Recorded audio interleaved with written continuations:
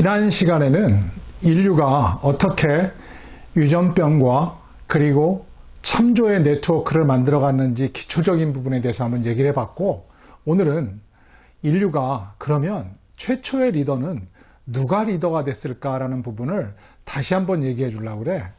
내가 지금 그 여러 가지로 쇼츠를 한 100개 정도 만든 것 같고, 그리고 동영상을 한 20개 정도 좀 넘게 만들고 있어.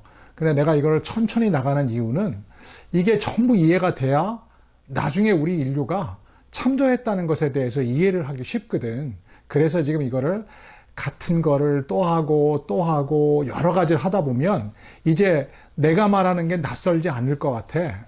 기원전 만년 전이라는 단어, 볼링 알레로드라는 단어, 영거 드라이 아스라는 단어, 괴베클리 테페라는 단어, 카나안 테페라는 단어, 그리고 타스테펠라는 단어들이 이제는 귀에 익숙할 거야. 아, 한 가지 빼먹었다. 아나톨리아라는 단어. 이런 게 귀에 익숙해지기 시작하면 이제 인류사를 이해하기 시작한 거거든. 근데 내가 인류사를 공부하다가 좀 안타까운 게 한 가지가 있어. 왜냐하면 내가 겪은 어떤 딜레마, 내가 겪은 어려움이 한 가지 있었거든. 인류사를 처음 접할 때는 외워야 될 거라는 인식이 너무 강하게 지배를 해. 왜냐하면 오스트랄로피테쿠스 아파란시스, 올도완, 아슐리안 토기, 뭐 이런 여러 가지 것들이 외워야 될 게 너무 많은 듯하게 느껴지거든. 그러다 보니까 외우는 거, 연대 외우는 거에 급급한 거야. 그래서 기원전 최초의 문명은 수메르 문명에서 시작했다가 메소포타미아 문명이 만들어지고, 그 다음에 이집트 문명이 만들어지고, 인더스 문명이 만들어지고, 황하 문명이 늦고, 이런 식으로 외우게 되거든. 그 연대기만 나열하게 되다 보니까 이거는 너무 외워야 된다는 과목으로 치중이 되다 보니까 이해 과목이 안 되고 암기 과목이 돼버리더라고. 그런데 내가 오늘 말하고 싶은 주제가 바로 그거야. 암기보다는 이해가 먼저 돼야 되거든. 그래서 오늘 주제는 이해하고 가보자라는 주제를 가지고 한번 얘기를 해보려고 그래. 지난 시간에 어떻게 인류가 그 유전병하고 참조의 네트워크를 만들어 갔는가에 대해서 한번 해봤거든. 그러면 최초의 리더는 누가였을까? 라는 지점에 대해서 같이 한번 생각해 보자고. 최초의 리더, 우리 보통 집을 생각하면 되거든. 혈연 집단에 20명에서 50명 정도 되는 집단의 리더는 아마도 나이 든 사람이나 현명한 자가 리더가 됐을 거야. 그렇지? 근데 이 리더들이 막 살다가 갑자기 2만 년 전에 빙하기가 극상에 올라왔을 때, 그때가 제일 중요한 시기 같아. 그때까지는 거의 유사한 형태로 인류가 200만 년, 300만 년, 600만 년을 살아왔던 것 같거든. 혈연 집단으로. 거기에 별다른 집단의 변화나 아무런 게 없었던 것 같아. 물론 그 중간중간에 불을 발견하기도 하고 여러 가지 그 도구를 통해서 그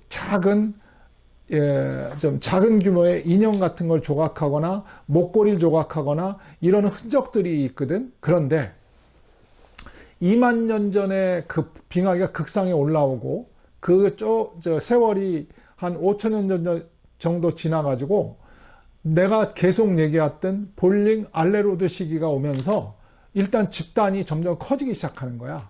그때부터 나는 서서히 인지 능력이 좋아진다고 생각을 하거든. 그럼 그때까지의 리더는 혈연 중심의 리더가 아까 내가 얘기한 대로 현명한 자 또는 제일 나이 많은 자가 거기 리더가 됐어. 그 다음에 볼링 알레로드 시기가 지나면서 지구의 위기가 오지. 지구의 위기가 와. 뭐 정확하게 얘기하면 지구의 위기가 아니라 인류의 위기가 오지. 갑자기 추워졌어. 그러면 살게 된 지역이 극소수로 변하게 되거든.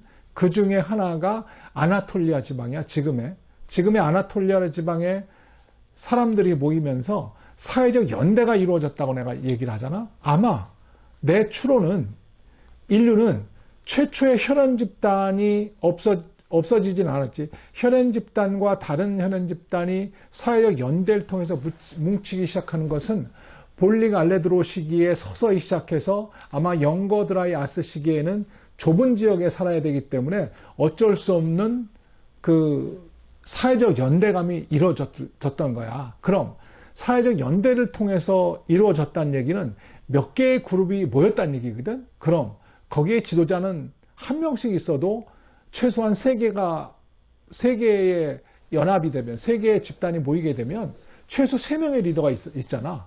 그러면 그 중에서 한 명의 리더를 뽑아야 되겠지.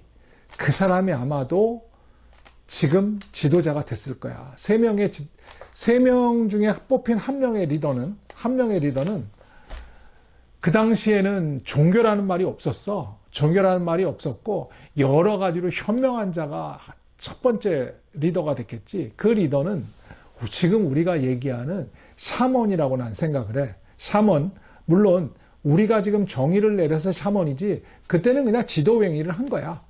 지금 우리가 정치와 종교가 같았냐 말았냐라고 싸우고 있는데 지금은 그거는 현생 인류의 생각이야. 정치와 종교는 처음에 구별하지 못했다는 거야. 왜냐하면 생각을 해봐. 처음에 인류가 사회적 연대를 맺고 사람들 간에 서로 간에 혈연을 넘어서 사회적 연대를 맺었어. 그 법을 서서히 만들어가고 있어.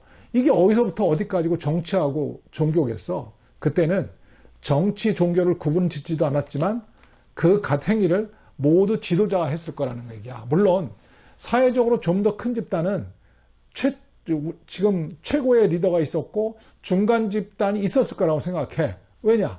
이후에 기원전 10,000년 전에 지금 발견된 신전은 한두 사람의 힘으로 만들 수 없었거든. 그러면 리더 혼자서 몇백 명을 지시했을까? 그건 아마도 불가능했을 거고 중간 그룹이 아마도 있었을 거라고 판단을 해. 그럼 그 이전에는 물론 없었을 수도 있었겠지. 그런데 몇 개의 집단이 모이다 보면 결국은 정치를 하고 싶지만 지도자 노릇을 못하는 그룹이 생겨나겠지.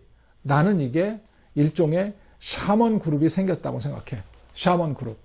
샤먼 그룹이 생기고 이 사람들이 시간이 지나면서 그러니까 göbekli tepe라는 것을 통해서 우리는 농경이 시작되고 조금 지나서 4,000년 후에 수메르 문명이 만들어질 때쯤에는 아마도 이 사람들은 좀 더 불어났을 거야.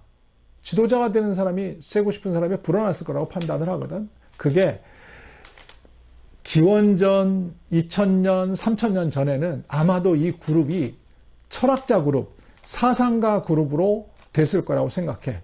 그 증거는 여러 가지가 나타나는데 우리가 공자, 맹자, 순자 뿐만 아니라 소크라테스, 플라톤, 아리스토텔레스는 정치적으로 실현하고 싶은 목표를 가지고 있었어.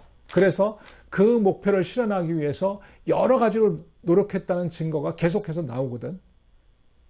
내가 기원전 인류의 역사를 보니까 인류의 최초의 지도자는 사회적 연대를 맺고 한 명이 됐고 나머지 물론 그 한 명은 샤먼이었다고 내가 생각을 해.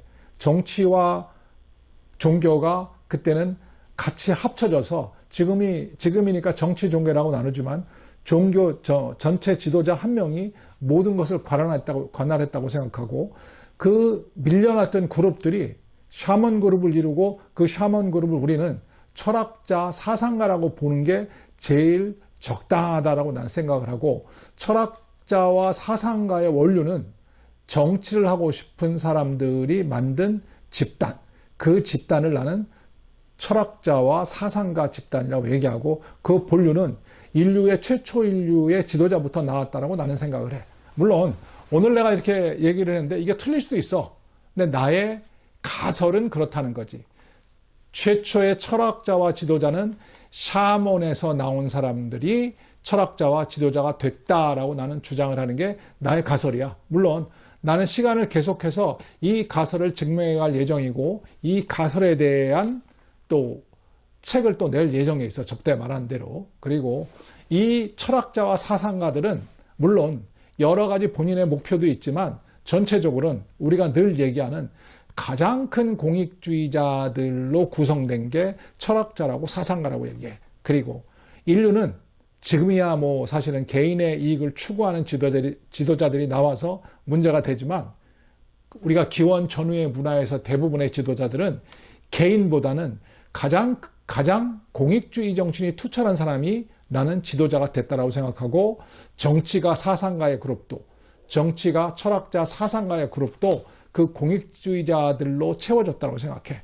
그래서 지금 이 문화를 만들 수 있었던 거라고 난 생각을 하고, 지금 조금 전 세계가 혼란스러운 것도 이 공익주의자들이 없어짐으로 나타난 현상이라고 난 생각해. 이거는 물론 기성세대의 책임이 상당히 커.